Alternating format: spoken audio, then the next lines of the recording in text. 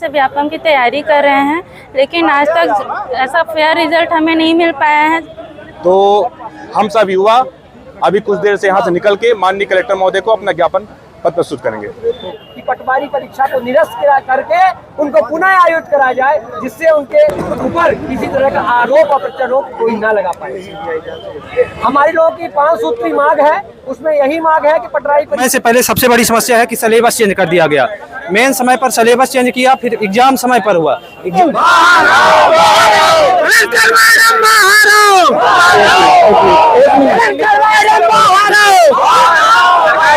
Gate खुले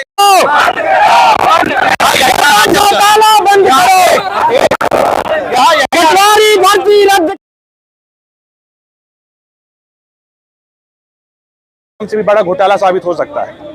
तो हम सब युवा अभी कुछ देर से यहाँ से निकल के माननीय कलेक्टर महोदय को अपना ज्ञापन पत्र प्रस्तुत करेंगे। ताली ना बजाइए। आज व्यापम पटवारी परीक्षा जो पिछले गत महीनों आयोजित कराई गई थी, उसी तारतम्य में यानाराई कॉलेज जो ग्वालियर स्थित है, उस कॉलेज से टॉप 10 में 7 विद्यार्थियों का चयन होना अपने आप में एक अचरज जैसी बात है। इससे यह साफ जाहिर होता है कि भोपाल और इंदौर जैसे कोचिंग इंस्टीट्यूट जहां हजारों बच्चे प्रतिदिन तैयारी कर रहे हैं, वहां एक बच्चा टॉप नहीं बन पाया और ग्वालियर जैसे शहर से टॉपर निकल रहे हैं। इससे साफ जाहिर होता है कि पटवारी परीक्षा में दूसरा स्कैम हो गया।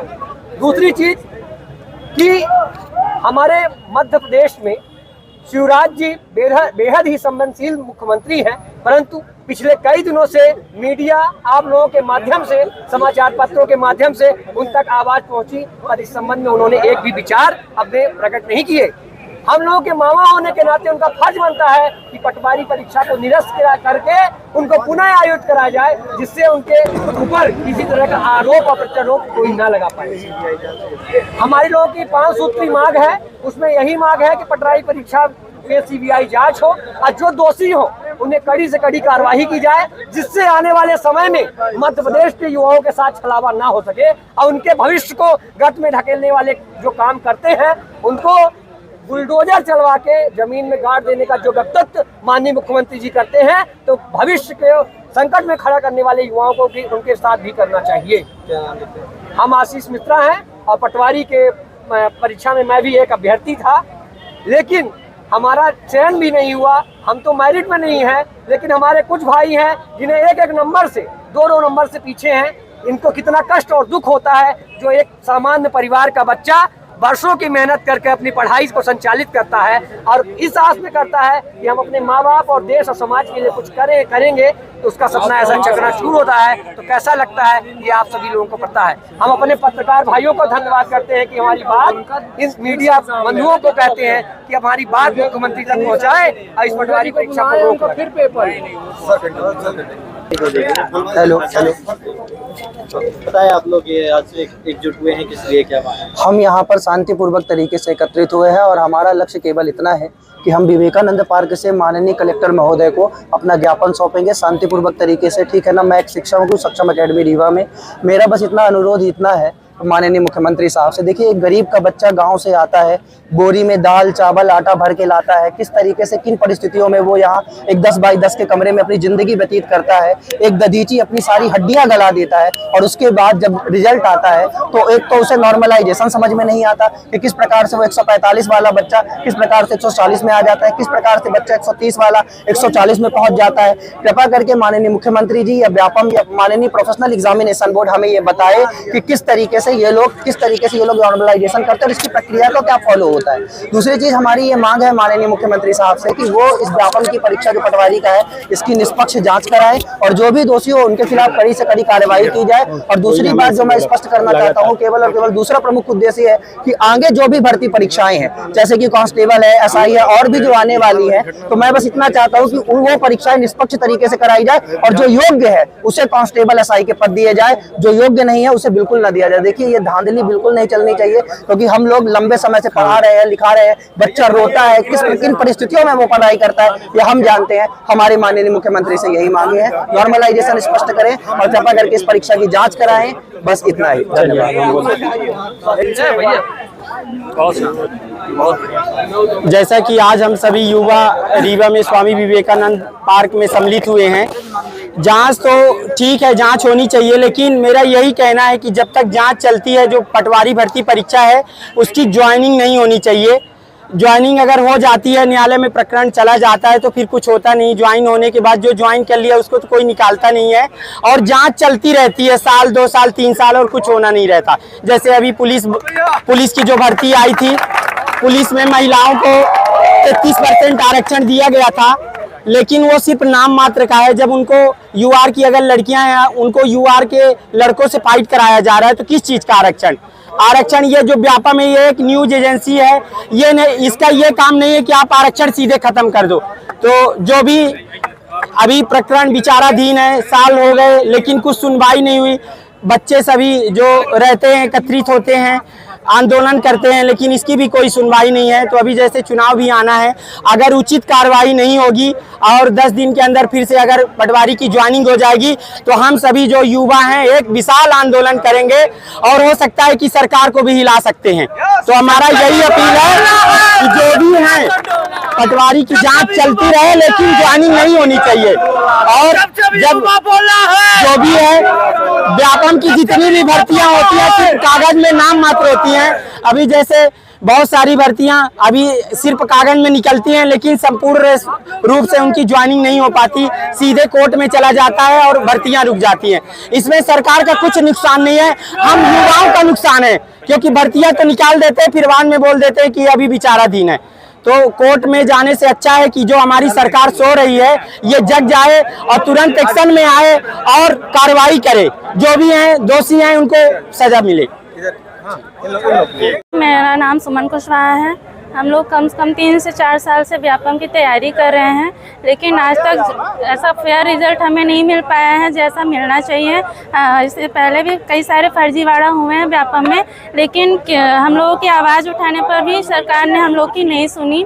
तो ऐसा कई बार हुआ है, लेकिन इस बार हम लोग चाहते हैं कि इसकी जांच हो और उच्च स्तरीय जांच हो, क्योंकि ये सिर्फ हम ही लोग का सवाल नहीं, जितने भी एमपी के बेरोजगार युवा हैं वो सभी लोग का सवाल है। सभी मेहनत करते हैं, परीक्षा देते हैं, लेकिन रिजल्ट में उतने अंक नहीं मिल पाते हैं जितना हम लोग चाहते हैं, और कट ऑफ इतना हाईएस्ट जाता है कि हम उस तक पहुंच ही नहीं पाते कि हमारा सिलेक्शन हो पाए।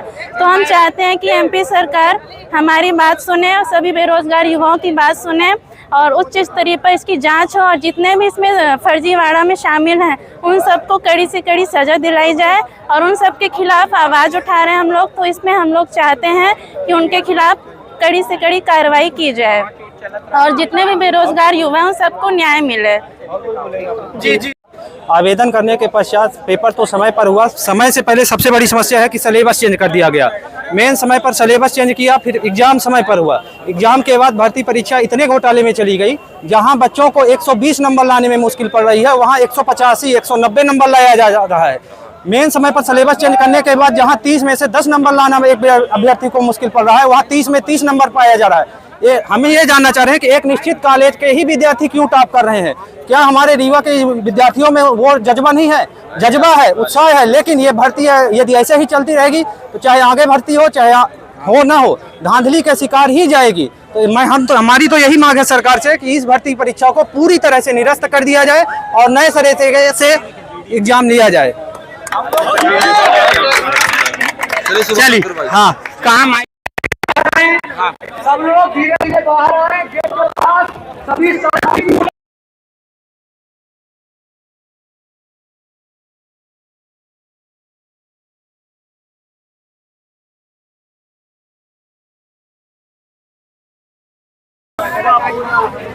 गाड़ी जे लायो है तो पीछे गाड़ी में पीछे रही लाइन वही ना लगेगी लड़का, वही के लग बस 4 नहीं चलेगी, नहीं चलेगी, नहीं चलेगी, नहीं चलेगी।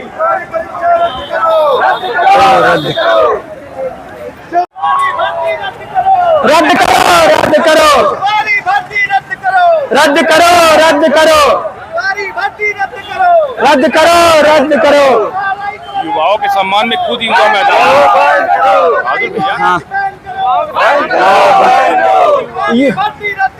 रद्द करो।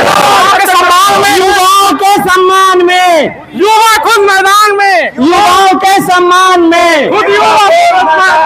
युवाओं के सम्मान में पटवारी भर्ती रद्द करो, पटवारी भर्ती रद्द करो, पटवारी भर्ती रद्द करो, पटवारी भर्ती रद्द करो, पटवारी भर्ती रद्द करो,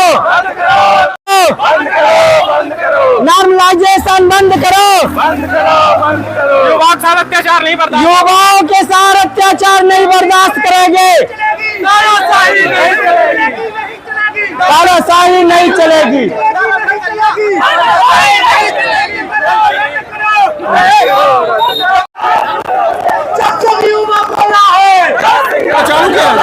तो जैसा कि आप देख रहे हैं ये हमारे रीवा के ये पटवारी के जो अभ्यर्थी हैं ये पूरा रोड जाम करके लगाए हुए हैं और ऐसा ही यहाँ चले जनसंख्याओं में युवाएं हैं रद्द करो नारा लगाते हुए कलेक्ट्रेट जा रहे हैं। तानाशाही नहीं चलेगी, सड़क जाम करके आगे बढ़ते जा रहे हैं, साथ ही साथ हमारे साथ पुलिस भी चल रही है और नारा लगाते हुए जा रहे हैं रद्द करो, कॉलेज बैन करो, बैन करो। अभी तो ये आग लाई है,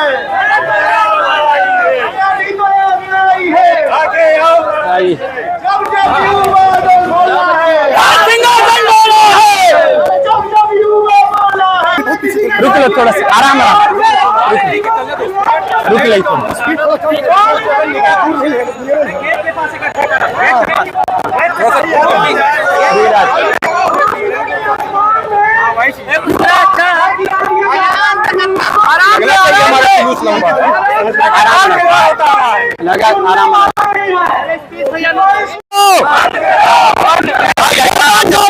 बंद करो, पटवारी भर्ती रद्द करो, पटवारी भर्ती रद्द करो, पटवारी भर्ती रद्द करो, पटवारी भर्ती रद्द करो, पटवारी भर्ती रद्द करो, पटवारी भर्ती रद्द करो, पटवारी भर्ती रद्द करो, पटवारी भर्ती रद्द करो, पटवारी भर्ती रद्द करो, पटवारी भर्ती रद्द करो। जैसा कि आप देख सकते हैं हम लोग कलेक्ट्रेट में, आप देख सकते हैं पुलिस प्रशासन ने काम पूरा हमारे पीछे आप देख सकते हैं सारी भीड़ और भीड़ के पीछे ये देखिए सारे युवा कैसे आक्रोशित है क्योंकि पटवारी भर्ती में घोटाला हुआ है।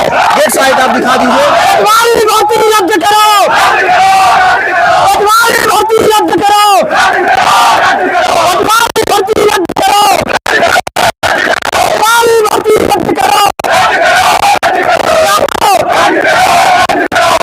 घोटाला बंद करो, घोटाला बंद करो, पटवारी भर्ती रद्द करो,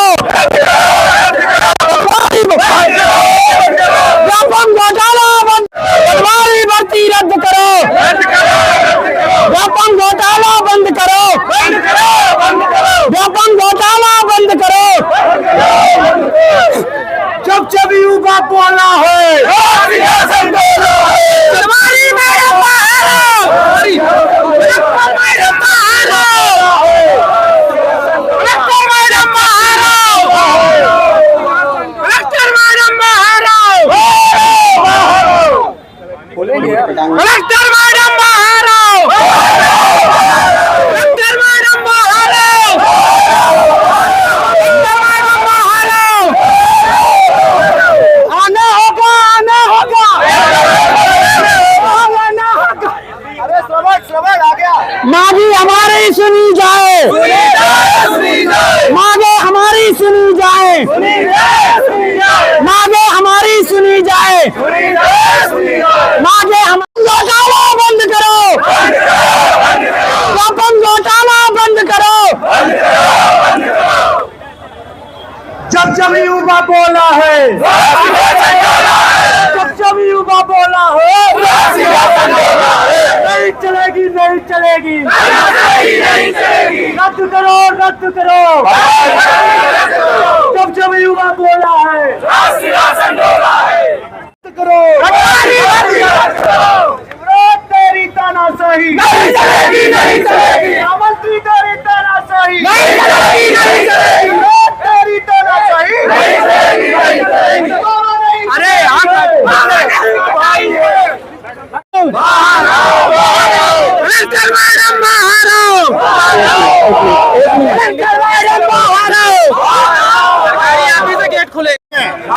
सकता है? आप खुद ही हम नहीं बात कर रहे हैं, जो बात करने की बता दी। हम ज्ञापन देकर श्रीमान चले जाएंगे, अपना काम करेंगे। हम सिर्फ ज्ञापन देने आए हैं। 5 लोग बदल सकते हैं, नहीं आएंगे।